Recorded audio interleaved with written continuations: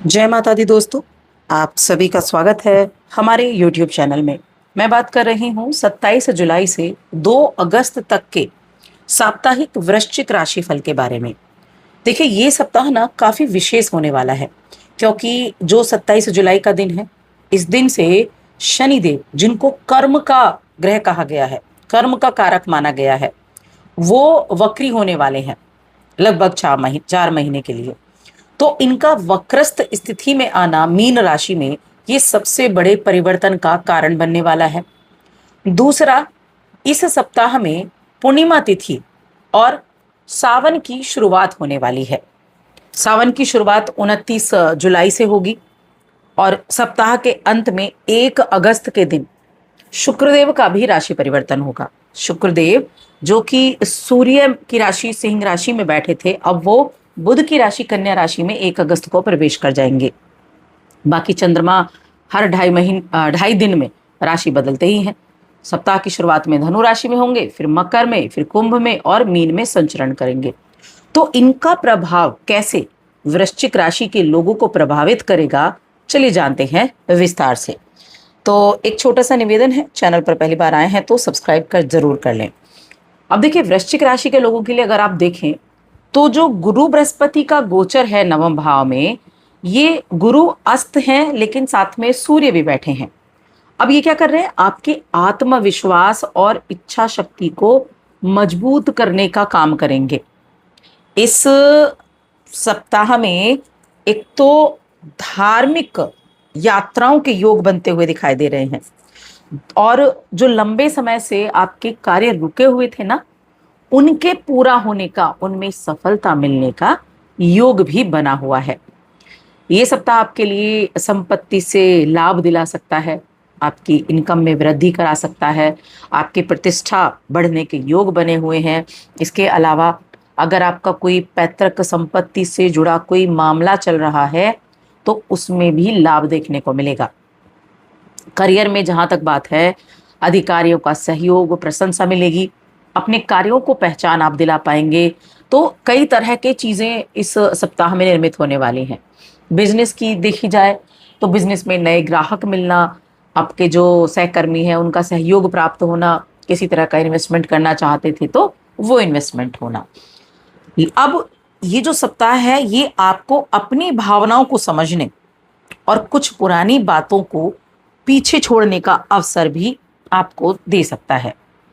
कोई पुराना मनमुटाव चल रहा था, चिंता चल रही थी, तो ऐसी स्थिति जो लंबे समय से आपको परेशान कर रही थी, और वो बात आगे भी आपके सामने आ सकती है, ये भी आपको पता है। तो ऐसी स्थिति को बेहतर तरीके से संभालने में आपको कामयाबी मिलने वाली है। आप जिन लोगों की परवाह करते हैं, आपके करीबी लोग हैं जिन लोगों की परवाह करते हैं, उनके प्रति आपकी जो मिठास है वो दिखाई देगी बातों में। और देखिए, जो निजी जीवन है ना, निजी जीवन, वहां पर आपको अपनी भावनाओं और व्यक्तिगत समस्याओं के बीच में थोड़ा संतुलन बनाकर रखना होगा। जब आप संतुलन बनाकर चलेंगे तभी आप अपने रिश्तों को मजबूत कर सकते हैं।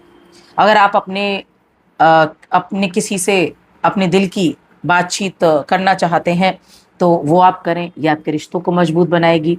साथ में खुद के लिए थोड़ा समय निकालें, ये समझने की कोशिश करें कि वास्तव में आप क्या करना चाहते हैं, क्या चाहते हैं, ये आपको समझना होगा।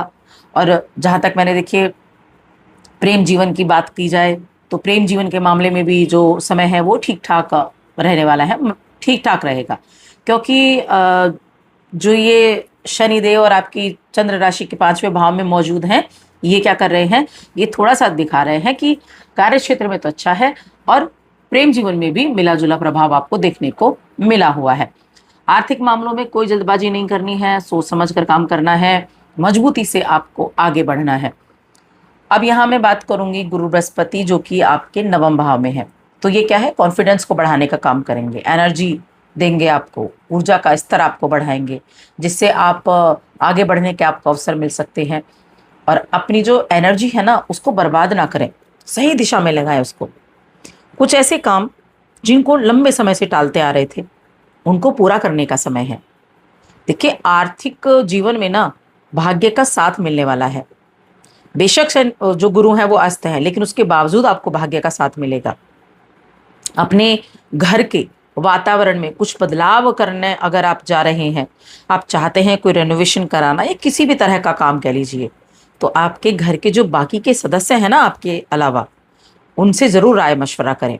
अगर आप उनके साथ बैठकर राय मशवरा करते हैं तो आपका जो माहौल है वो अलग तरीके का दिखाई देगा। घर वालों के हित में अगर आप फैसला ले रहे हैं तो सभी घर वालों के साथ बैठकर बात ज़रूर करें। ये आपके बॉन्डिंग को दिखाता है, ये आपके घर के वातावरण को मजबूत बनाने का काम करता है। और अगर आप नौकरी करते हैं तो वहाँ इस सप्ताह में एक चीज़ ज़रूर होने वाली है कि आपके अपने वरिष्ठ अधिकारियों से प्रशंसा मिलेगी, सहयोग की प्राप्ति होगी। और इन दिनों जिन चीज़ों को प्राप्त करने के लिए आप मेहनत कर रहे हैं, उनके प्राप्त होने का भी जबरदस्त योग बना हुआ है। देखिए, आपके ना पंचम भाव में शनि बैठे हैं। पंचम भाव में शनि वक्री होने वाले हैं। पंचम भाव क्या है? पंचम भाव है प्रेम का, शिक्षा का, और साथ में हम एंटरटेन का भी कह सकते हैं, पूर्व जन्मों का भी है ये। तो संतान का भाव भी है। यहाँ पर वक्री होंगे तो कौन कौन से रिजल्ट देंगे? चौथे घर के भी देंगे, तीसरे घर के भी देंगे और पंचम के भी देंगे। तो इसीलिए ये समय जॉब के लिए अच्छा है। ये समय आपके लिए मनचाही उपलब्धि प्राप्त करने का है। और साथ में जो स्टूडेंट्स की मैं बात करूं तो अपने आप को अगर आप फिट रखना चाहते हैं तो थोड़ा सा अपने रूटीन पर ध्यान आपको देना है। आप अपने दोस्तों के साथ कहीं यात्रा का प्लान कर सकते हैं। हालांकि आप अपनी यात्रा को प्लान अगर करने जा रहे हैं तो अपने कार्यों को पूरा करके ही आगे निकलें। यहाँ सबसे ज़्यादा अनुशासन पर आपको ध्यान देना होगा। शनि के वक्री होने का मतलब है पंचम में हुए हैं, 11वें पर दृष्टि जा रही है, चौथे के स्वामी हैं, तीसरे के स्वामी हैं ये शनिदेव। तो इसीलिए आपको थोड़ा सा रूटीन को फॉलो करना है आपको अपने को। तो आपका जो अधूरे पड़े पाठ्यक्रम हैं उनको पूरा करते हुए आप आगे चलेंगे, तभी जाकर आपको अच्छे रिजल्ट देखने को मिल सकते हैं। और तो और अपने कार्यक्षेत्र में आपको अपने वरिष्ठों से भी मदद मिलने वाली है।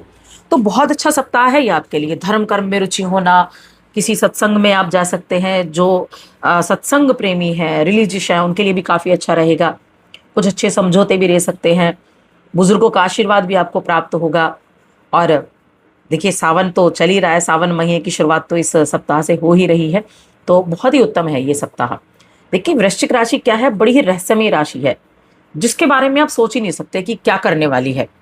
दृढ़ता से भरी हुई है, गहरी भावनाओं की प्रतीक मानी जाती है।